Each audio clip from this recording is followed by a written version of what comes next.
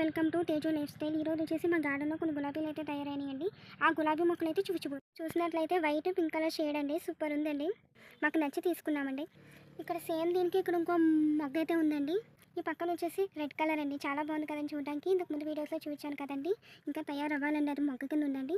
ఇంకా రెండు అయితే రెడీ అవుతున్నాయండి. ఇక్కడ ఒకటి, ఇక్కడ ఇంకోటి ఉందండి. ఇక్కడ ఇంకో గులాబీ మొక్క అయితే ఉందండి.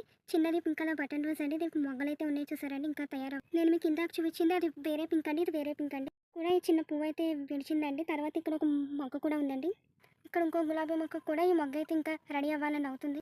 ఇక్కడ తర్వాత ఆరెంజ్ కలర్ గులాబీ అయితే ఉందండి. ఇంకో గులాబీ మొక్కకి కింద వేసుకున్నామండి, నేలపైన, టబ్లో కాకుండా. ఇక్కడ మనకి సేమ్ అదే విధంగా ఎల్లో కలర్ కూడా ఉందండి. సేమ్ నేలలో కూడా కొన్ని రోజులు బాగానే పూస్తున్నాయండి. తర్వాత వచ్చేసి ఎందుకో పూయడం అనేసి కంపోస్ట్లు అన్నీ వేయడం వల్ల, ఇంతకు ముందు వీడియోస్లో మీకు చెప్పాను కదండి, అవన్నీ వేయడం వల్ల పూస్తున్నాయండి మళ్ళీ. ఇక్కడ మీకైతే ఇంకో గులాబీ మొక్క చూపిస్తానండి. ఇది ఎండిపోయిందండి మొత్తం ఆకులైతే. దీనికి వర్మీ కంపోస్ట్ వేసినా కూడా మట్టిలో